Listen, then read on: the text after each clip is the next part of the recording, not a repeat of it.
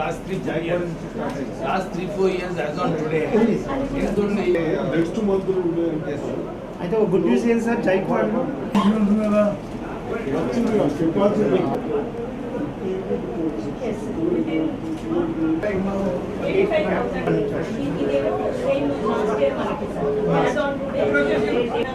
Average 40,000 వచ్చింది అనుకోండి sir మనకి ఇంకొక 4+5 TMC రేజ్ అవుతుంది 32 వస్తుంది.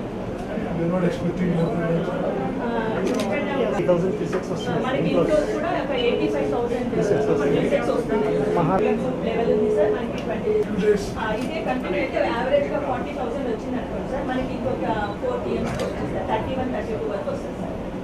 ఇదే ఫ్లో ఇది మనకి ఓవరాల్ 36 మెగావాట్స్ జనరేట్ చేస్తున్నాం సార్.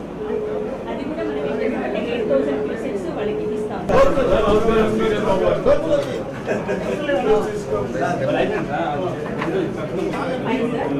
ఇది ఏంటంటే మనం 40,000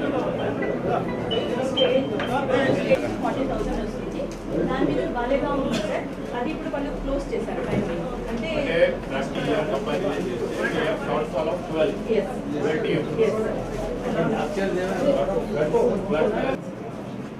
బెనిఫిట్స్ ఇవన్నీ stage to benefit district sir. So, no, what is your go back earlier, sir? What is your anticipation about for stage 2?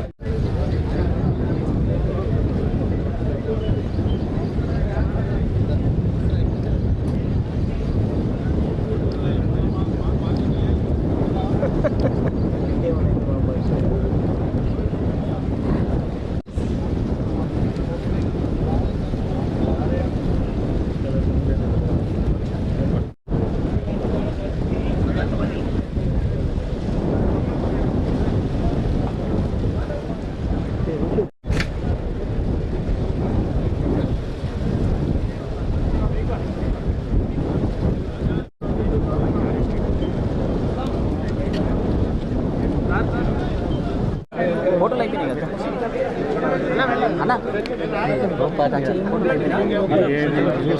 గౌరవ ఏదైతే చెప్పినారో ఎల్లంపల్లి ప్రాజెక్టు ఇప్పుడు కాకా వెంకటస్వామి గారు ప్రాణహిత చేవెళ్ళ అని చెప్పి ఎల్లంపల్లి లింక్లో ఉండేది.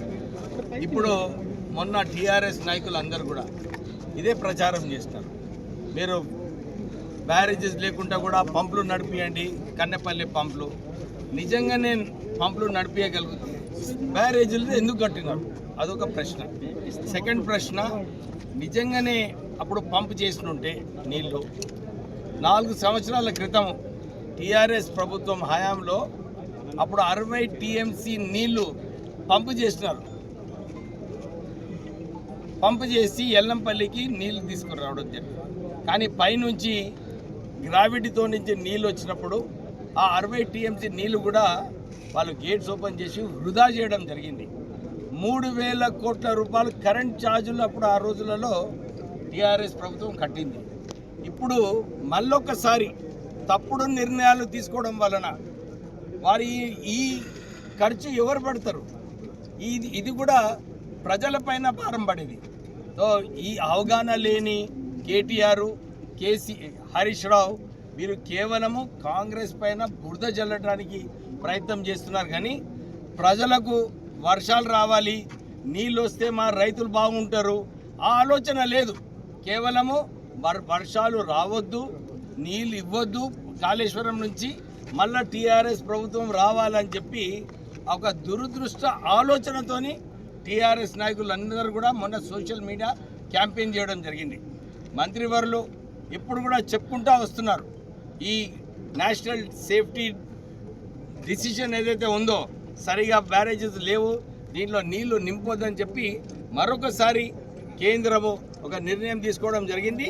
సో ఈ అవగాహన లేని టీఆర్ఎస్ నాయకులకు ప్రత్యేకంగా కేటీఆర్కి వారికి మొదలు వారే ప్రారంభం చేశారు, పంపులు స్టార్ట్ చేయండి అంటే ఇప్పుడు ఏమయ్యేది నిజంగానే చూసుకుంటే ఆయనకు అవగాహన లేదు.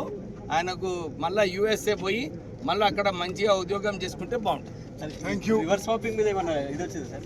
రివర్స్ షాపింగ్ గురించి రెగ్యులర్గా ప్రతిపక్షాలు లేఖలు ఇస్తున్నాయి గవర్నమెంట్. ఎవరికి నేను అదే అంటున్నా కదా, నిన్న కూడా నేషనల్ డ్యామ్ సేఫ్టీ అందరూ చాలా మంది ముఖ్యులతో మేము ఈరోజు గోదావరి నది మీద ఎస్ఆర్ఎస్పి ప్రాజెక్టు, కడెం ప్రాజెక్టు, అదేవిధంగా ఎల్లంపల్లి రిజర్వాయర్ పరిశీలన చేసి మరి ఇన్ఫ్లోస్ ఎంత ఉన్నాయి, నీళ్ళు ఎంత ఉన్నాయి రిజర్వాయర్లా, మరి ఈ వారం 10 రోజుల్లో వచ్చే నెలలో మరి నీళ్ళు వచ్చే అవకాశం ఉంది, ఇన్ఫ్లో ఎంత వచ్చే అవకాశం ఉంది, ఎన్ని ఎకరాల ఆయకట్టుకి నీళ్ళు ఇవ్వగలుగుతాం, మీకు అన్ని అంశాలపై మేము ఒకసారి ఆన్ ద గ్రౌండ్ పరిశీలన చేయడానికి ఈరోజు SRSP, Kadem and Yellampalli projects పరిశీలన కోసం మేము రావడం జరిగింది.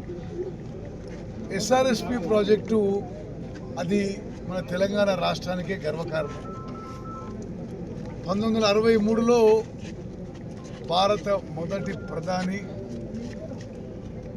భారతదేశ జాతి నిర్మాత పండిట్ జవహర్ లాల్ నెహ్రూ గారు ఇక్కడ ఫౌండేషన్స్ వేసిన విషయం కూడా మనందరికీ తెలుసు. ఈ ప్రాజెక్టు 1970లో నీళ్లు మొదటిసారి ఆపడం మొదలుపెట్టిండ్రు. అంటే సుమారు 56 ఏళ్ళ నుంచి ఈ యొక్క నీళ్లు ఆపుతున్నాడు. అట్లా అదేవిధంగా ఇక్కడ ఒక 36 megawatt hydro electric power project కూడా ఉంది. ఒరిజినల్ ఈ స్టోరేజ్ కెపాసిటీ 112 టీఎంసీలు. సిల్టేషన్ అండ్ సెడిమెంటేషన్ వల్ల క్రమక్రమంగా అది 80 టీఎంసీలకు తగ్గింది. అయితే మా ప్రభుత్వం యొక్క మొదటి లక్ష్యం ఏ విధంగా ఒరిజినల్ స్టోరేజ్ కెపాసిటీ రెస్టోర్ చేయాలనో మరి ఈ సబ్జెక్ట్లో మరి భారత ప్రభుత్వంలో, కేంద్రంలో, అదేవిధంగా ఎవరు ఎక్స్పర్ట్స్ ఉంటే ఏ విధంగా ముందుకు పోవాలనే విషయంని పరిశీలిస్తున్నాం. అతి త్వరలో నిర్ణయం తీసుకుంటాం. మరి ఈరోజు మేము పరిశీలన చేసిన దాంట్లో నీళ్లు పోయిన 3 సంవత్సరాల కంటే ఇదే రోజు ఎస్ఆర్ఎస్పిలో కూడా నీళ్లు తక్కువ ఉన్నాయి. ఈరోజు లెవెల్స్లో 26 టీఎంసీలు ఉన్నాయి. పోయిన సంవత్సరం ఇదే రోజు 38 టీఎంసీలు ఉన్నాయి. సరే, ఆ వాతావరణ శాఖ ఐఎండి వాళ్ళతో మాట్లాడి ఇన్ఫ్లోస్ ఎన్నుంటాయో చూసుకొని ఆ తర్వాత ఎంత ఆయకట్టుకి నీళ్ళు ఇవ్వగలుగుతామో ఒక స్పష్టమైన ప్రకటన మరి ఒక 2-3 రోజులు ఇస్తామని చెప్పి నేను మనవి చేస్తున్నాను. అదేవిధంగా మీడియా మిత్రులు అందరూ ఉన్నారు ఇక్కడ. మరి ఎల్లంపల్లి రిజర్వాయర్ విషయంలో మీ అందరికీ తెలుసు, తెలంగాణ రాష్ట్రం మొత్తం గమనిస్తుంది. ఈసారి కూడా మేడిగడ్డ, అన్నారం, సుందిల్ల బ్యారేజెస్ కానీ వాటి పంపోజ్ కానీ ఉపయోగించకుండానే ఇప్పుడు ఎల్లంపల్లి రిజర్వాయర్ 20 టీఎంసీలకి నిండడం జరిగింది. అది మరి వర్షాలు ఆ విధంగా వచ్చినాయి, గోదావరి నదిలో ఆ ఇంట్లో వచ్చి నిండడం జరిగింది. ఈ విషయంలో మా ప్రభుత్వాన్ని ఏదో మేము తప్పు చేస్తున్నట్టుగా ఒక తప్పుడు ప్రచారం బీఆర్ఎస్ పార్టీ చేసిన విషయం కూడా మీ ద్వారా యావత్ రైతులకి, తెలంగాణ ప్రజానీకానికి మరోమారు తెలియజేస్తున్నాం. నిన్న కూడా కేంద్ర ప్రభుత్వం నేషనల్ డ్యామ్ సేఫ్టీ అథారిటీ, ఢిల్లీలో national dam safety authority, central water commission ఒక అత్యున్నతమైన టెక్నికల్ ఓవర్సైట్ కమిటీతో సమావేశమైనారు. మా ప్రభుత్వం తీసుకుంటున్న చర్యలు, టైం షెడ్యూల్స్పై పూర్తిగా నేషనల్ డ్యామ్ సేఫ్టీ అథారిటీ కానీ, టెక్నికల్ ఓవర్సైట్ కమిటీ కానీ నిన్న కూడా ఏకీభవించడం జరిగింది. మేము ఆ 3 బ్యారేజెస్ కూడా ఒక సైంటిఫిక్గా ఒక సిస్టమేటిక్గా టెస్టింగ్ చేసి రీహాబిలిటేషన్ చేసి పునరుద్ధరణ పనులకి కట్టుబడి ఉన్నాము. మాకు వాటి 3 విషయంలో కూడా ఏ రాజకీయ దురుద్దేశం లేదు. బట్ ఒకటి టీఆర్ఎస్ పార్టీ చేస్తున్న తప్పుడు ప్రచారం, ఎల్లంపల్లి రిజర్వాయర్ కట్టింది గతంలో కాంగ్రెస్ పార్టీ. ఎల్లంపల్లి ప్రాజెక్టు పేరు కీర్తిశేషులు శ్రీపాదరావు గారు, మాజీ స్పీకర్ శ్రీధర్బాబు గారు తండ్రి.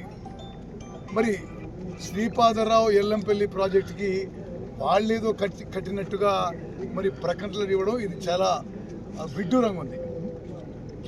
2004-2005లో ఎల్లంపల్లి ప్రాజెక్టుకి శంకుస్థాపన ఆనాటి ముఖ్యమంత్రి మరి స్వర్గీయులు డాక్టర్ రాజశేఖర రెడ్డి గారు శంకుస్థాపన చేసింది. అదేవిధంగా ఎల్లంపల్లి ప్రాజెక్టు ఒరిజినల్ ప్రాణహిత చేవెళ్ల ప్రాజెక్టులో భాగం అనే విషయాన్ని నేను మరోమారు మనవి చేస్తున్నా. అది పూర్తిగా ఎల్లంపల్లి ప్రాజెక్టు కాంగ్రెస్ పార్టీ కట్టడం అనే విషయం కూడా యావత్ తెలంగాణ ప్రజానీకం గుర్తుపెట్టుకోవాలి.